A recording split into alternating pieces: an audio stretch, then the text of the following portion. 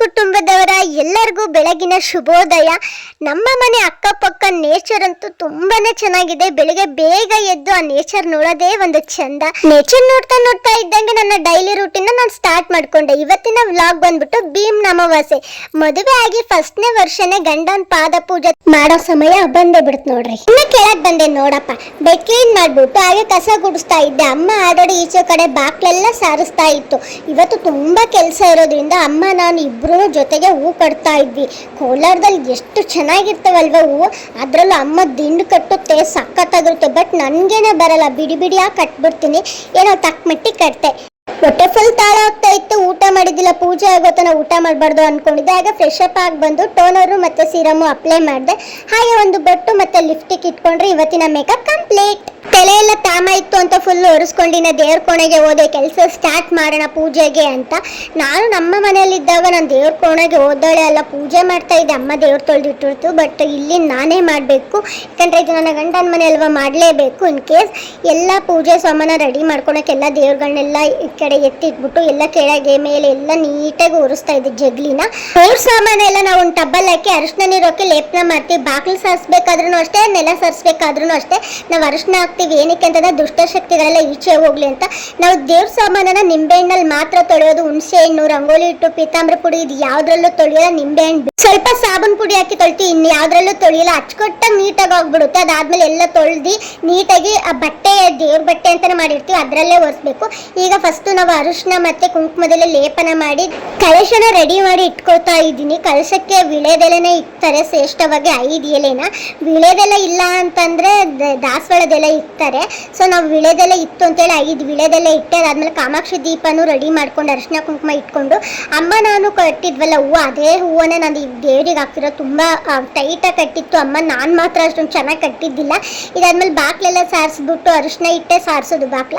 ಅದಾಗಿ ರಂಗೋಲಿ ಎಲ್ಲ ಹಾಕ್ತಾ ಇದ್ದೀನಿ ಬಾಕ್ಲಿಗೆ. ತುಂಬಾನೇ ಚೆನ್ನಾಗಿ ಕಾಣ್ತಾ ಇತ್ತು. ಹಾಗೆ ಹೊರಗಡೆ ಹೊಸ್ಲು ಕೊರಡಿಗೂ ಅಷ್ಟೇ ಅರಿಶಿನ ಎಲ್ಲ ಲೇಪನ ಮಾಡಿ, ಹಾಗೆ ತುಳಸಿ ಗಿಡಕ್ಕೂ ಬೊಟ್ಟಿಟ್ಟೆ. ಹೊಸ್ಲು ಕೊರಡಿಗೆ ಮತ್ತೆ ರಂಗೋಲಿಗೆ ಸಗಣಿಯಿಂದ ಮಾಡಿರೋ ವಿಘ್ನೇಶ್ವರನ ಇಟ್ಟು ಪೂಜೆ ಮಾಡಿದ್ರೆ ಒಳ್ಳೇದಾಗುತ್ತೆ ಅಂತ ಹೇಳ್ತಾರೆ. ನಮ್ಮ ಕಡೆ ಮಾಡ್ತಾರೆ, ಹಾಗಾಗಿ ನಾವು ಕೋಲಾರದಲ್ಲೂ ಮಾಡಿದೆ. ಹಾಗೆ ಮಣ್ಣಿನ ದೀಪ ಇದೆ ದೇವ್ರ ಕೋಣೆಲಿ, ಅದಕ್ಕೆ ಚಿಕ್ಕ ಉಪ್ಪು ಬರುತ್ತಲ್ಲ, ಅದನ್ನು ಉಪ್ಪು ಹಾಕಿ ದೇವ್ರ ಪೂಜೆ ಮಾಡೋದ್ರಿಂದ, ದೀಪ ಹಚ್ಚೋದ್ರಿಂದ ನಾವು ಅಂದ್ಕೊಂಡಿದ್ದು ಸಿದ್ಧಿ ಆಗುತ್ತೆ ಅಂತ ಹೇಳ್ತಾರೆ. ಹಾಗೆ ನನ್ನ ತಾಳಿಗೂ ಕೂಡ ಅರಿಶಿನ ಕುಂಕುಮ ಎಲ್ಲ ಇಟ್ಕೊಂಡೆ. ಹಾಗೆ ಬೈತಲಿಗೆ ಮತ್ತೆ ಕೆನ್ನೆಗೆಲ್ಲ ಅರಿಶಿನ ಕುಂಕುಮ ಇಟ್ಕೊಂಡೆ ಪೂಜೆ ಮಾಡಬೇಕು ಅಲ್ವಾ. ಸೊ ಹೆಣ್ಮಕ್ಳು ಅದೇ ಶ್ರೇಷ್ಠ.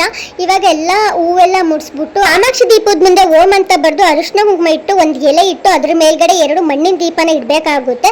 ಹಾಗೆ ನಾನು ಇವತ್ತು ನೈವೇದ್ಯಕ್ಕೆ ಹಾಲು ಮತ್ತೆ ಸಕ್ಕರೆ, ಬಾಳೆಹಣ್ಣು, ಕರಿ ಎಳ್ಳು, ಬಿಳಿ ಎಳ್ಳು ಮತ್ತೆ ಕಡಲೆ ಬೀಜನ ನಾನು ನೈವೇದ್ಯಕ್ಕೆ ಇಡ್ತಾ ಇದ್ದೀನಿ. ಹಾಗೆ ಬಾಳೆಹಣ್ಣು. ಇನ್ನು ಪೂಜೆನ ಸ್ಟಾರ್ಟ್ ಮಾಡಕ್ಕೆ ಎಲ್ಲಾ ದೀಪಗಳನ್ನ ಹಚ್ಚಿ ಆಮೇಲೆ ಪೂಜೆನ ಸ್ಟಾರ್ಟ್ ಮಾಡ್ತೀನಿ. ನಾವು ನೈವೇದ್ಯಕ್ಕೆ ಬಾಳೆಹಣ್ಣು ಇಟ್ಟಿರ್ತೀವಿ ಅಲ್ವಾ, ಅದನ್ನ ಹಾಗೆ ಬಿಡಬಾರ್ದು, ತುಂಬೆಲ್ಲ ಮುರಿದ್ಬಿಟ್ಟೆ ಪೂಜೆ ಮಾಡಬೇಕು. ಯಾಕಂದ್ರೆ ದೇವ್ರು ಸ್ವೀಕರಿಸ್ತಾನೆ ಅಂತ ಹೇಳೋದಕ್ಕೆ. ಹಾಗೆ ಕಾಮಾಕ್ಷಿ ದೀಪಕ್ಕೂ ಆಗ ದೇವ್ರಿಗೂ ಎಲ್ಲ ಪೂಜೆ ಮಾಡಿ, ಇನ್ನು ದೇವ್ರಿಗೆಲ್ಲ ಒಂದು ನಿಂಬೆಹಣ್ಣ ನಿವಾಳಿಸಿ, ಮನೆಗೂ ಅಷ್ಟೇ ಇದು ಮಾಡಿ ಬಾಗಿಲಿಗೆ ಬಂದು ನೀಟಾಗಿ ನಿವಾಳಿಸಿ ಅದನ್ನು ಹೊಸ್ಲು ಕೊಳ್ ಮೇಲೆ ಇಟ್ಬಿಟ್ಟು ಕೊಯ್ತಾ ಇದ್ದೀನಿ. ಕೊಯ್ದಾದ್ಮೇಲೆ ಅದಕ್ಕೆ ಅರಿಶಿನ ಕುಂಕುಮನ ಹಚ್ಚಬೇಕು. ಏಕೆ ಅಂತಂದ್ರೆ ಮನೇಲಿರೋ ದುಷ್ಟಶಕ್ತಿಗಳೆಲ್ಲ ಇದರಿಂದ ಆಚೆ ಹೋಗುತ್ತೆ ಅನ್ನೋದೊಂದು ನಂಬಿಕೆ. ಈ ತರ ಪೂಜೆನೆಲ್ಲ ಇಲ್ಲಿ ಮಾಡೋದು ಕಡಿಮೆ, ಯಾಕಂತಂದ್ರೆ ಅಮ್ಮ ಒಬ್ಬರೇ ಇರೋದ್ರಿಂದ ಎಲ್ಲ ಮಾಡೋಕ್ಕಾಗಲ್ಲ. ನಾನು ನಮ್ಮ ದಾವಣಗೆರೆಯಲ್ಲಿ ಯಾವ ರೀತಿಯಾಗಿ ಪೂಜೆ ಮಾಡ್ತಾ ಇದ್ವು ಮನೇಲಿ, ಅದೇ ರೀತಿಯಾಗಿ ಇಲ್ಲೂ ಮಾಡ್ತಾ ಇದ್ದೀನಿ. ಪೂಜೆ ಎಲ್ಲ ಮುಗಿಸ್ಕೊಂಡು ದೇವರಿಗೆ ನಮಸ್ಕಾರ ಮಾಡಿ ದೇವ್ರ ಹತ್ರ 5 ನಿಮಿಷ ಕುತ್ಕೊಂಡು ಬೇಡ್ಕೋತೀನಿ. ನಾನು ಅನ್ಕೊಂಡಿದ್ದೆಲ್ಲ ಆಗ್ಲಪ್ಪ ದೇವ್ರನ್ನ ಅಂತ ದೇವ್ರನ್ನ ಬೇಡ್ಕೊಂಡು ಇವಾಗ ಪ್ರಸಾದನ ಸ್ವೀಕರಿಸ್ತೀನಿ. ಫಸ್ಟ್ ನಾನು ಚೋಟಮ್ಮ ನನಗೆ ಪ್ರಸಾದ ಕೊಟ್ಟು ಅವನಿಗೂ ಬೊಟ್ಟಿಟ್ಟು, ಅದಾದ್ಮೇಲೆ ನಾನು ಕೂಡ ಪ್ರಸಾದನ ಸ್ವೀಕರಿಸ್ತೆ. ಇದಾದ್ಮೇಲೆ ಸ್ವಲ್ಪ ಊಟನ ತಿನ್ಕೊಂಡು ನಮ್ಮ ಚಿಕ್ಕಮ್ಮನ ಬರಕ್ಕೆ ಹೇಳಿದ್ದೆ. ಇವತ್ತು ಭೀಮ್ ಅಮಾವಾಸ್ಯೆ ಆಗಿರೋದ್ರಿಂದ ಆ ಮುತ್ತೈದರಿಗೆ ಅರಿಶಿನ ಕುಂಕುಮ ಕೊಟ್ರೆ ನಮ್ಮ ತಾಳಿ ಭಾಗ್ಯನೂ ಗಟ್ಟಿ ಇರುತ್ತೆ ಅಂತಾರೆ. ಅದಕ್ಕೋಸ್ಕರ ನಮ್ಮ ಚಿಕ್ಕಮ್ಮಂಗೆ ಕರೆದ್ಬಿಟ್ಟು ಅರಿಶಿನ ಕುಂಕುಮ ಕೊಟ್ಟು ಬಾಳೆಹಣ್ಣು ಕೊಟ್ಟು ಇವಾಗ ದೀಪನ ಬೆಳಗ್ತಾ ಇದ್ದೀನಿ. ಇನ್ನು ಸ್ಟಾರ್ಟ್ ನಮ್ಮ ಹಸ್ಬೆಂಡ್ ಬರೋದು ಸ್ವಲ್ಪ ಲೇಟ್ ಆಗಿತ್ತು. ಇವತ್ತು ಭೀಮ್ ಅಮಾವಾಸ್ಯೆ ನಾನು ಗಡ ಮಾಡೋಕ್ಕಾಗಲಿಲ್ಲ, ನನಗೂ ತುಂಬ ಕೆಲಸ ಇರೋದ್ರಿಂದ ಈವ್ನಿಂಗ್ ಮಾಡೋಣ ಅಂತೇಳಿ ಅವರು ಡ್ಯೂಟಿಗೆ ಹೋಗಿದ್ರು. ಅವ್ರು ಬರೋ ಅಷ್ಟೊಳಗಡೆ ಭೀಮ್ ಅಮಾವಾಸ್ಯೆಗೆ ಏನೇನು ಪ್ರಿಪೇರ್ ಮಾಡ್ಕೋಬೇಕು ಎಲ್ಲ ಮಾಡ್ಕೋತಾ ಇದ್ದೆ. ಇದನ್ನ ನಾವೇ ಪೂಜೆ ಮಾಡ್ತಾ ಇದ್ದೀವಿ ನಮ್ಮ ಹಸ್ಬೆಂಡ್ಗೆ ಅಂತಂದ್ರೆ ಪೂಜೆ ರೆಡಿ ಮಾಡ್ಕೊಳ್ಳೋದು ನಾವೇ ಆಗಿರ್ಬೇಕು, ಬೇರೆ ಯಾರು ಮಾಡಬಾರ್ದು. ಹಾಗೆ ನಾವು ವೈಟ್ ದಾರನ ತಗೊಂಡು ಅದಕ್ಕೆ ಫುಲ್ 5 ಸುತ್ತು ಮಾಡಿಕೊಂಡು 3 ಹತ್ರ ನಾನು ಗಂಟು ಕಟ್ತಾ ಇದ್ದೀನಿ. ಅದಾದ್ಮೇಲೆ ಸೇವಂತಿಗೆ ಹೂ ತಗೊಂಡು ಒಂದೇ ಹೂನ ತಗೊಂಡು ಕಂಕಣ ಕಟ್ಟಬೇಕು. ಇದಕ್ಕೆ ಯಾವುದೇ ರೀತಿ ಎಲೆಯನ್ನು ಹಾಕಂಗಿಲ್ಲ. ನಾನು 2 ಕಂಕಣನ ಕಟ್ಕೋತಾ ಇದ್ದೀನಿ. ಅದಾದ್ಮೇಲೆ ತುದಿಗೆ ಅರಿಶಿನ ಹಚ್ಚುತ್ತಾ ಇದ್ದೀನಿ. ದಾರ ಎಲ್ಲ ಉಳಿದಿರುತ್ತಲ್ಲ ಅದಕ್ಕೆ ತುದಿಗೆ ಅರಿಶಿನ ಎಲ್ಲ ಹಚ್ಬಿಟ್ಟು ರೆಡಿ ಮಾಡಿ ಇಟ್ಕೋತಾ ಇದ್ದೀನಿ. ಪೂಜೆಗೆಲ್ಲ ರೆಡಿ ಮಾಡಿ ಇಟ್ಕೊಂಡು ಇವಾಗ ನಾನು ರೆಡಿ ಆಗೋಣ ಅಂತ ಹೋಗ್ತಾ ಇದ್ದೀನಿ. ದೇವ್ರಾಣೆಗೂ ನನಗೆ ಸೀರೆ ಉಟ್ಕೊಳಕ್ಕೆ ಬರೋದಿಲ್ಲ. ಇದನ್ನ ಹೆಂಗ್ ಉಟ್ಕೊಂಡೆ ಅಂತ ದೇವ್ರಾಣೆಗೂ ಗೊತ್ತಿಲ್ಲ. ಯಪ್ಪ ಚೆನ್ನಾಗೇ ಉಟ್ಕೊಂಡಿಲ್ಲ, ಹೆಂಗ್ ಬೇಕಂಗೆ ಉಟ್ಕೊಂಡಿದ್ದೀನಿ. ಹೆಂಗಾರೆ ರೀಲ್ಸ್ ಮಾಡೋದಷ್ಟೇ ಅಲ್ವಾ, ಇನ್ನೇನು ಔಟ್ ಸೈಡ್ ಹೋಗಲ್ಲ, ಇಲ್ಲೇ ಮನೇಲಿ ಅಂತೇಳಿ ಚೆನ್ನಾಗಿ ಉಟ್ಕೊಂಡಿಲ್ಲ, ನಾರ್ಮಲ್ ಇದೆ.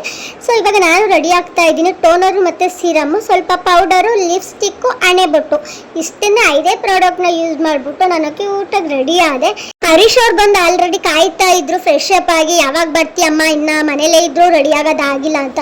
ಮನೇಲಿದ್ರು ನಾವು ಎಷ್ಟು ಕೆಲಸ ಮಾಡಿದ್ವಿ ಅಲ್ವಾ, ಅಷ್ಟು ಕೆಲಸ ಅವ್ರೇನು ಹೊರಗಡೆ ಹೋಗಿ ಮಾಡ್ಕೊಂಡು ಬರಲ್ಲ. ಇನ್ನು ತಲೆ ಬಾಚ್ಕೊಂಡು ಹೂ ಮುಟ್ಕೊಂಡು ರೆಡಿ ಆದೆ. ನೋಡಿ ಎಷ್ಟು ಕ್ಯೂಟಾಗಿ ಕಾಣ್ತಾ ಇದ್ದೀನಿ. ನಾನೇ ಸೀರೆ ಉಟ್ಕೊಂಡಿರೋದು ಫಸ್ಟ್ ಟೈಮ್. ಇನ್ನು ಪೂಜೆಗೆಲ್ಲ ರೆಡಿ ಆಯಿತು. ಅವರು ಕೂಡ ಸ್ನಾನ ಗಿನ ಮಾಡ್ಕೊಂಡು ಕುತ್ಕೊಂಡ್ಬಿಟ್ಟಿದ್ರು ಆಲ್ರೆಡಿ. ಭೀಮ್ ಅಮಾವಾಸ್ಯೆ ನನಗಿದೆ ಮೊದಲನೇ ಬಾರಿ. ನನಗೆ ಗೊತ್ತಿಲ್ಲ ಯಾವ ಥರ ಏನು ಮಾಡಬೇಕು ಅಂತ. ಹೀಗೆ ದೊಡ್ಡವ್ರು ಕೇಳಿದಾಗೆ ಹೇಳಿದರು, ಫಸ್ಟ್ ಗಂಡನ ಪಾದ ಪೂಜೆ ಮಾಡೋದಕ್ಕಿಂತ ದೇವ್ರನ್ನ ಪೂಜೆ ಮಾಡಿಕೊಂಡು ಅದಾದಮೇಲೆ ಗಂಡನ ಪಾದ ಪೂಜೆ ಮಾಡಬೇಕು ಅಂತ. ಇವಾಗ ನಾನು ಅಷ್ಟೇ ಅದೇ ರೀತಿಯಾಗಿ ದೇವ್ರ ಪೂಜೆ ಎಲ್ಲ ಮಾಡಿದಾದ್ಮೇಲೆ ಗಂಡನ ಪಾದನ ನೀಟಾಗಿ ತೊಳೆದ್ಬಿಟ್ಟು ಅರಿಶಿನ ಕುಂಕುಮನ ಇಡ್ತಾ ಇದ್ದೀನಿ. ಫಸ್ಟು ಕುಂಕುಮ ಇಡೋಕ್ಕಿಂತ ಮುಂಚೆ ಅರಿಶಿನೇ ಇಡಬೇಕು. ಹೆಣ್ಮಕ್ಳಿಗಾಗಿರಲಿ ಗಂಡು ಮಕ್ಳಿಗಾಗಿರಲಿ ಅರಿಶಿನ ಇಟ್ಬಿಟ್ಟು ನಾನು ಕೂಡ ಪೂಜೆ ಮಾಡ್ತಾ ಇದ್ದೀನಿ. ಇವಾಗ ಹೂನು ಹಾಕ್ತಾ ಇದ್ದೀನಿ, ಗುಲಾಬಿ ದಳನ. ಅವರು ಅಷ್ಟೇ ಇದೆ. ಇವಾಗ ನನ್ನ ತಾಳಿಗೆ ಅರಿಶಿನ ಕುಂಕುಮ ಇಟ್ಬಿಟ್ಟು ಹಣೆಗೆ ಅರಿಶಿನ ಕುಂಕುಮನ ಇಡ್ತಾರೆ. ಇವಾಗ ಎಲ್ಲ ಆದಮೇಲೆ ನಾನು ಕಟ್ಟಿದ್ನಲ್ಲ ಆವಾಗಲೇ ಒಂದೇ ಒಂದು ಹೂ ಹಾಕ್ಬಿಟ್ಟು ಕಂಕಣನ ಅದನ್ನು ನಾನು ಅವ್ರಿಗೂ ಕೂಡ ಕಟ್ತಾ ಇದ್ದೀನಿ. ಫಸ್ಟು ಬಲಗೈಗೆ ಅವ್ರು ಕಟ್ಟಿದಾದ್ಮೇಲೆ ಅವರು ರಿಟರ್ನ್ ನಾವೇನು ಮಾಡ್ತೀವೋ ಅದನ್ನೇ ಅವರು ಮಾಡಬೇಕಲ್ವಾ. ಸೊ ಹಾಗಾಗಿ ನಾನು ಕಟ್ಟಿದಾದ್ಮೇಲೆ ಅವರು ಕೂಡ ನನ್ನ ಬಲಗೈಗೆ ಕಂಕಣ ಕಟ್ತಾ ಇದ್ದಾರೆ. ಅವ್ರಿಗೆ ನಾಟ್ ಹಾಕಕ್ಕೆ ಬರ್ತಾ ಇಲ್ಲ, ಹೆಂಗೆ ಕಟ್ಟೋದು ಅಂತ ತಡವಡಿಸ್ತಾ ಇದ್ರು. ಅದಕ್ಕೆ ನಾನು ಹೇಳ್ತಾ ಇದ್ದೆ, ನಿನಗೆ ಕಂಕಣನೇ ಕಟ್ಟಕ್ಕೆ ಬರ್ತಾ ಇಲ್ಲ, ಇನ್ನು ನನ್ನ ಕೊರಳಿ ತಾಳಿ ಹೆಂಗಪ್ಪ ಕಟ್ದೆ ನೀನು ಅಂತ ಹೇಳಿದ್ಕೆ ಹೇಳ್ತಾರೆ, ಹೆಂಗ ಕಟ್ತೆ ಇವಾಗ ಕಟ್ಟಿಸ್ಕೊಂಡಿದ್ಯಾ ತಾನೇ, ಸುಮ್ಮನೆ ಕುತ್ಕೊ ಅಂತ ನನಗೇನೆ ಟಾಂಗ್ ಕೊಡ್ತಾರೆ ಗೊತ್ತಾ ಅವರು. ಇರೋ ಕಂಕಣಕ್ಕೆ ಅರಿಶಿನ ಕುಂಕುಮ ಇಟ್ಬಿಟ್ಟು ಇವಾಗ ದೀಪನ ಬೆಳಗ್ತಾ ಇದ್ದೀನಿ. ಅದು ನಾವು ಯಾವಾಗಲೇ ಭೀಮ್ ಅಮಾವಾಸ್ಯೆ ಮಾಡಿದ್ರು ಹೊಸ ಮಣ್ಣಿನ ದೀಪನೇ ತಗೋಬೇಕಂತೆ. ಸೊ ಹಂಗಾಗಿ ಸ್ವಲ್ಪ ಅಲಂಕಾರ ಎಲ್ಲ ಮಾಡಿಕೊಂಡು ನನ್ನ ಪಾದಕ್ಕೂ ಮತ್ತೆ ಕಟ್ಟಿರೋ ಕಂಕಣಕ್ಕೂ ಮತ್ತೆ ಮೂತಿಗೂ ಬೆಳಗ್ತಾ ಇದ್ದೀನಿ. ಇದಕ್ಕೆ ಅಂತಾರಲ್ವಾ ಮಂಗಳಾರತಿ ಅಂದ್ರೆ ಅಂತ ಅಂದೆ. ನಗ್ತಾ ಇದ್ರು ಅವರು. ಬಾಯಿ ಸಿಹಿ ಮಾಡ್ಕೊಳ್ಳೋಣ ಅಂತೇಳಿ ಅವ್ರು ನನಗೆ, ನಾನು ಅವ್ರಿಗೆ ಕೇಸರಿ ಬಾತ್ನ ತಿನ್ನಿಸ್ತಾ ಇದ್ದೆ. ಅದೇ ರವೆಗೆ ಉಪ್ಪು ಹಾಕಿದ್ರೆ ಉಪ್ಪಿಟ್ಟು, ಸಕ್ಕರೆ ಹಾಕಿದ್ರೆ ಕೇಸರಿ ಬಾತು, ಅವೆರಡು ಸೇರಿದ್ರೆ ಚೌ ಚೌ ಬಾತು ಅಲ್ವಾ. ಹೀಗಿರ್ಬೇಕು ಗಂಡ ಹೆಂಡತಿ ಸಮ. ಆದ್ಮೇಲೆ ಅವ್ರು ನನಗೆ ತೆಂಗಿನಕಾಯಿ, ಬಾಳೆಹಣ್ಣು, ಎಲೆ ಅಡಿಕೆ, ಜಾಕೆಟಿನ ಪೀಸು, ಸೀರೆ ನಾನು ಉಟ್ಕೊಂಡಿದ್ದೀನಿ ಅಲ್ವಾ, ಅವರೇ ಕೊಟ್ಟಿರೋದು. ಹಂಗಾಗಿ ಜಾಕೆಟಿನ ಬಟ್ಟೆ ಅಷ್ಟೇ ಕೊಟ್ಟರು, ಉಡಕ್ಕೆ ಸಮಾನ. ಅದಾದ್ಮೇಲೆ ಫೈನಲ್ ಆಗಿ ಕಾಲಿಗೆ ಬೀಳ್ಬೇಕು. ಅದಕ್ಕೆ ನಾನು ಅಕ್ಷತೆ ಕಾಳನ್ನ ಕೊಟ್ಟೆ. ನಮ್ಮ ಹಣೆ ಅವರ ಹೆಬ್ಬೆಟ್ಟಿಗೆ ಟಚ್ ಆಗ್ಬೇಕು, ಆ ತರ ಕಾಲಿಗೆ ಬೀಳ್ಬೇಕು. ಅವ್ರು ಬಿದ್ದ ತಕ್ಷಣ ನಮ್ಗೆ ಅಕ್ಷತೆ ಕಾಳಕ್ಕೆ ದೀರ್ಘ ಸುಮಂಗಲಿ ಭವತ್ತು, ನಮ್ಮ ಜೊತೆ ಜೀವನ ಪೂರ್ತಿಯಾಗಿ ಇದೇ ರೀತಿಯಾಗಿ ಜಗಳ ಮಾಡ್ಕೋತಾ ಇರಿ ಅಂತ ಹೇಳ್ತಾರೆ. ಸೊ ನಾನು ಅವ್ರಿಗೆ ಕಾಲಿಗೆ ಬಿದ್ದೆ ಅಂತೇಳಿ ಅವರು ನನಗೆ ರಿಟರ್ನ್ ಕಾಲಿಗೆ ಬೀಳ್ತಾರೆ ಗೊತ್ತಾ. ನಾವು ಎಷ್ಟು ಗೌರವ ಕೊಡ್ತೀವೋ ಅಷ್ಟೇ ಗೌರವ ಅವರು ನಮಗೆ ರಿಟರ್ನ್ ಕೊಡ್ತಾರೆ. ಸೊ ಪೂಜೆ ಎಲ್ಲ ಮುಗಿಸ್ಕೊಂಡು ನನಗೆ ನನ್ನ ಹಸ್ಬೆಂಡ್ ಗಿಫ್ಟ್ ತಗೊಂಬಂದಿದ್ರು, ಬೆಳ್ಳಿ ಕಡ್ಗ ತಗೊಂಬಂದಿದ್ದು. ಹಾಕೊಂಡು ಚೆನ್ನಾಗಿ ಪೋಸ್ ಕೊಟ್ಟಿದ್ದು ರೀಲ್ಸ್ ಫೋಟೋಸ್ ಎಲ್ಲ ಮುಗಿಸಾಕ್ಬಿಟ್ಟೆ. ಇವತ್ತಿ ಭೀಮ್ ಅಮಾವಾಸ್ಯೆ ಮುಗ್ದು, ಆದರೆ ನನಗೆ ನೈಟು ಸಿಕ್ಕಾಪಟ್ಟೆ ತಲೆನೋವು ಸ್ಟಾರ್ಟ್ ಆಗೋಯ್ತು, ಜ್ವರನೇ ಬಂದೋಗ್ಬಿಟ್ವು. ಹಂಗಾಗಿ ಏನು ಮಾಡಿತ್ತು, ನನಗೆ ದೃಷ್ಟಿ ಆಗಿದೆ ಅಂತೇಳಿ ಮೊಟ್ಟೆಗೆ ಬ್ಲ್ಯಾಕ್ ಕಲರ್ ನೇಲ್ ಪಾಲಿಶ್ ಆಗಿರ್ಬೋದು, ಇಲ್ಲ ಐಲೈನರನ್ನು 3 ಕಡೆ ಹಚ್ಬಿಟ್ಟು ಹಾಗೆ ನಿಂಬೆಹಣ್ಣು ಮತ್ತು ಮೊಟ್ಟೆನ ಹೊಸ್ಲು ಕೊಡ್ಮೇಲೆ ನಾನು ನಿಂತ್ಕೋಬೇಕು. ಆಗ ನಮ್ಮ ಚಿಕ್ಕಮ್ಮ ನನಗೆಲ್ಲ ದೃಷ್ಟಿನ ತೆಗಿತಾ ಇದ್ರು, ಚೆನ್ನಾಗಿ ನಿವಾಳಿಸ್ತಾ ಇದ್ರು. ಈ ಥರ ಮಾಡೋದ್ರಿಂದ ನಮಗೆ ದೃಷ್ಟಿ ಆಗಿರೋದ್ರೆಲ್ಲ ಹೋಗುತ್ತೆ ಅನ್ನೋದೊಂದು ನಂಬಿಕೆ. ನಿವಾಳಿಸಿರೋದನ್ನ 3 ದಾರಿಗೆ ಹಾಕೋಕೆ ಅವ್ರು ಹೋದಾಗ ನಾವು ಹಾಗೆ ಒಳಗಡೆ ಬರಬಾರ್ದು, ಕೈ ಕಾಲು ಮುಖನ ತೊಳ್ಕೊಂಡ್ಬಿಟ್ಟೆ ಒಳಗಡೆ ಬರಬೇಕು. ನಾನು ಕೂಡ ಹಾಗೇನೆ ಬಂದೆ. ಆಲ್ರೆಡಿ ಅಡುಗೆನ ರೆಡಿ ಮಾಡಿಟ್ಟಿದ್ರು, ಚೆನ್ನಾಗಿ ಊಟ ಮಾಡಿ ಚೆನ್ನಾಗಿ ನಿದ್ದೆ ಮಾಡಿದೆ. ಈ ಭೀಮ್ ಅಮಾವಾಸ್ಯೆ ವ್ಲಾಗ್ ನಿಮ್ಗೆ ಇಷ್ಟ ಆಗಿದೆ, ಲೈಕ್ ಕಾಮೆಂಟ್ ಶೇರ್ ಮಾಡಿ. ಹಾಗೆ ನನ್ನ ಚಾನಲ್ನ ಸಬ್ಸ್ಕ್ರೈಬ್ ಮಾಡಿ. ನೆಕ್ಸ್ಟ್ ವಿಡಿಯೋಗೆ ಕಾಯ್ತಾ ಇರಿ. ಬಾಯ್.